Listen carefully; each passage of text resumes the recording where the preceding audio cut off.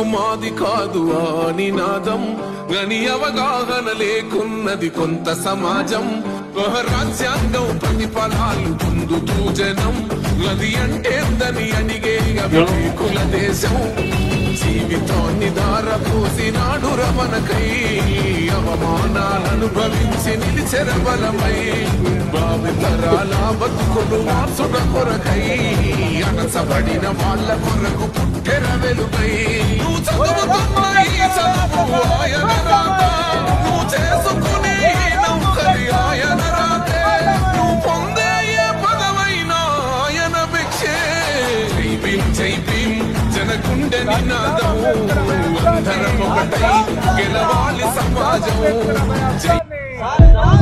వాళ్ళ మీద కప్పిన బట్టలు కట్టహలంటిరిలో వేలాలింగే చెరువుల సీసం చూసినాడు కదలో నాలుకలెన్నో దోసినాడు కదలో వేసిన శిక్షకు బదులందిస్తే ఏమైపోతారు కార్పొరేషన్లను వెంటనే దళిత గిరిజన ఆదివాసీ చేసి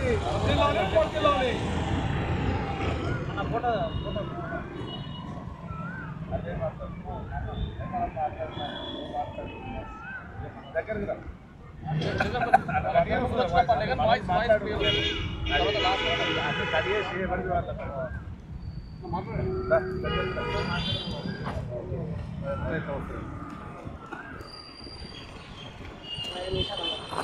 ఈరోజు ఉస్మానియా యూనివర్సిటీ కేంద్రంగా దళిత గిరిజన ఆదివాసీ జేఏసీ ఆధ్వర్యంలో అంబేద్కర్ అభయహస్తం సాధనకై ఈ యొక్క ప్రెస్ మీట్ కార్యక్రమాన్ని ఏర్పాటు చేయడం జరిగింది. ఈ కార్యక్రమంలో మరి దళిత గిరిజన ఆదివాసీ జేఏసీ నేతలందరూ కూడా పాల్గొని ప్రభుత్వానికి మేమందరం కూడా ఈ సందర్భంగా విజ్ఞప్తి చేస్తున్నాం. ఏదైతే అభయహస్తం పథకం ఉన్నదో 12 లక్షలు ఏదైతే ఎస్సీ ఎస్టీలకు ఇస్తామని చెప్పేసినటువంటి అభయహస్త పథకాన్ని వెంటనే అమలు చేయాలని చెప్పేసి కాంట్రాక్ట్ పనుల్లో ఎస్సీ ఎస్టీ వర్గాలకు చెందినటువంటి వారికి రిజర్వేషన్లు అమలు చేయాలని చెప్పేసి అదేవిధంగా కార్పొరేషన్లు ఏర్పాటు చేయాలని చెప్పేసి వివిధ డిమాండ్లతోని ఈ యొక్క జేఏసీ ముందుకు సాగుతుంది. కాబట్టి ఈ యొక్క జేఏసీ తీసుకున్నటువంటి నిర్ణయాలను చేస్తున్న పోరాటాలను ప్రభుత్వం గుర్తించి వెంటనే ఈ యొక్క సమస్యలను పరిష్కరించాల్సిందిగా మేము ప్రభుత్వాన్ని ఉస్మానియా యూనివర్సిటీ కేంద్రంగా ఈ యొక్క విద్యార్థి జేఏసీ నుండి విద్యార్థులుగా మేము డిమాండ్ చేస్తున్నాం. జై భీమ్. మరి ఎన్నికల మేనిఫెస్టోలో అలాగే చేవెళ్ళలో జరిగినటువంటి గొప్ప భారీ బహిరంగ సభలో చేవెళ్ళ డిక్లరేషన్ పేరుతోటి ఎస్సీ ఎస్టీలకు ఒక 12 అంశాలతో కూడినటువంటి డిక్లరేషన్ను ప్రకటించడం జరిగింది.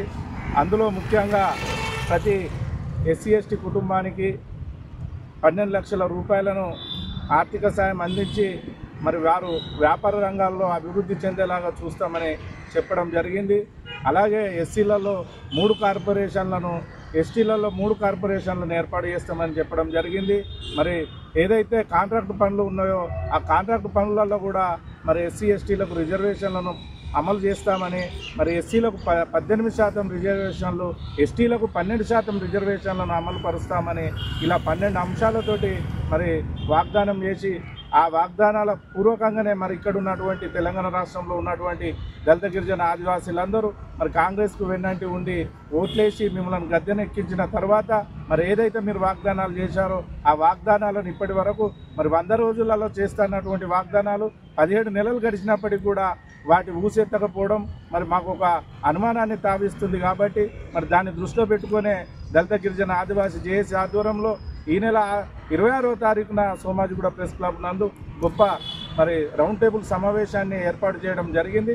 అందులో భాగంగానే ఇట్టి కరపత్రాన్ని మరి ఈరోజు దళిత గిరిజన ఆదివాసీ విద్యార్థి సంఘాలతోటి మరి కరపత్రాన్ని ఆవిష్కరించుకోవడం జరిగింది. మిత్రులారా, మరి ఏది ఏమైనప్పటికీ కూడా మరి అడగంది అవ్వైనా బువ్వ పెట్టదు అన్నట్టు మనము పోరాటాలు చేసే మన హక్కులను మనకు తెలంగాణ రాష్ట్రంలో న్యాయంగా రావాల్సిన వాటాను సాధించుకోవాలంటే అది పోరాటాల ద్వారానే సాధ్యమవుతుందని మన గతం నుండి ఇప్పటి వరకు మనం నేర్చుకున్నది కూడా పోరాటాల ద్వారానే ఏదైనా సాధ్యమవుతుందని చరిత్ర మనకు చెప్తుంది. కాబట్టి దాన్ని దృష్టిలో పెట్టుకొని మనం అందరం కూడా మరి పోరాటానికి సిద్ధం కావాల్సిన అవసరం ఎంతనే ఉన్నదని తెలియజేస్తున్నాం. జై భీమ్. 26వ తారీఖున జరిగే సోమాజిగూడలో జరిగే రౌండ్ టేబుల్ సమావేశానికి చేవెళ్ల డిక్లరేషన్ అమలు చేయడానికి జరిగే ఈ యొక్క రౌండ్ టేబుల్ సమావేశానికి పెద్ద ఎత్తున విద్యార్థి నాయకులందరూ కూడా రావాల్సిందిగా విజ్ఞప్తి చేస్తూ మరి ఇక్కడ ఉస్మానియా యూనివర్సిటీ నుంచి దానికి సంబంధించిన కరపత్రం రిలీజ్ చేయడం జరిగింది.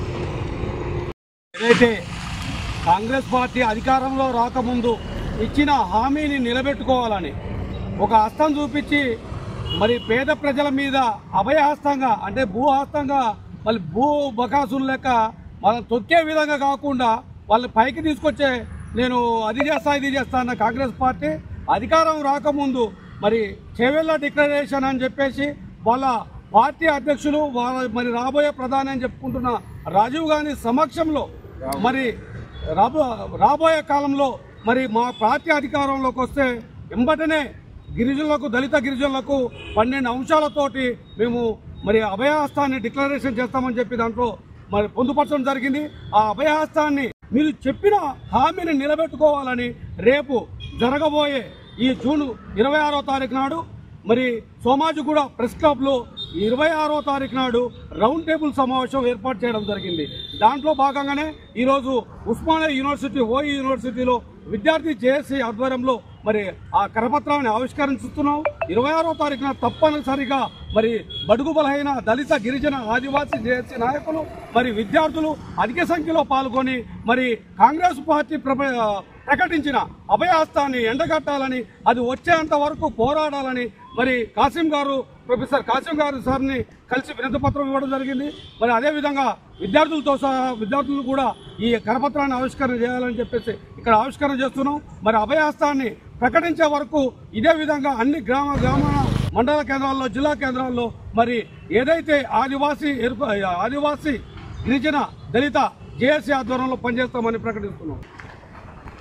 గౌరవనీయులైనటువంటి తెలంగాణ రాష్ట్ర ముఖ్యమంత్రి వర్యులు రేవంత్ రెడ్డి గారికి విన్నవించుకునేది ఏంటంటే, అయ్యా మీరు సామాజిక న్యాయం అనేటువంటి కోణం విధంగా కాంగ్రెస్ పార్టీ గత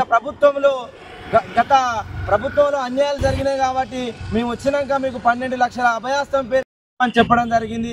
అదేవిధంగా దేశవ్యాప్తంగా రాహుల్ గాంధీ గారు రాజ్యాంగాన్ని చేతబట్టుకొని ఎవరికి ఎంత వాటా ఉన్నదో సామాజిక న్యాయంగా ప్రతి ఒక్క సామాజిక వర్గానికి సమన్యాయం చేస్తామని చెప్పడం జరిగింది. కాబట్టి చేవెళ్ల డిక్లరేషన్ చేయడం జరిగింది.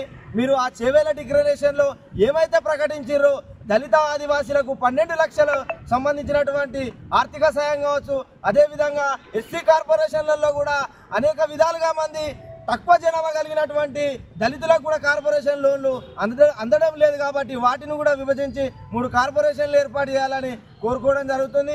అదేవిధంగా ఎస్టీలలో కూడా కోరుకోవడం జరుగుతుంది. మీరు చెప్పడానికి మాత్రమే కాదు, చేసి చూపించినప్పుడు మాత్రమే ప్రజలందరికీ సమన్యాయం జరుగుతుంది. అదేవిధంగా రాజ్యాంగ ప్రతిభను చేతిలో పట్టుకొని తిరిగితే న్యాయం జరగదు.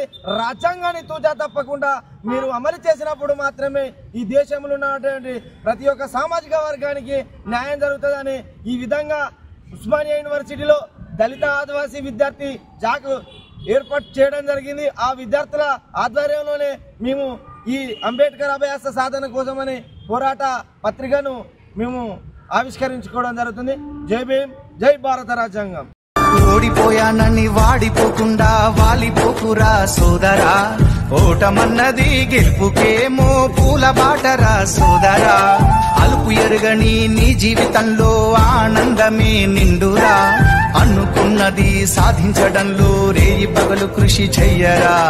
అందని ద్రాక్ష పుల్లనా అది అందుకుంటే చాలా తీయనా, అందని ద్రాక్ష పుల్లనా అది అందుకుంటే చాలా తీయనా. అందమైన జీవితంలో అడుగు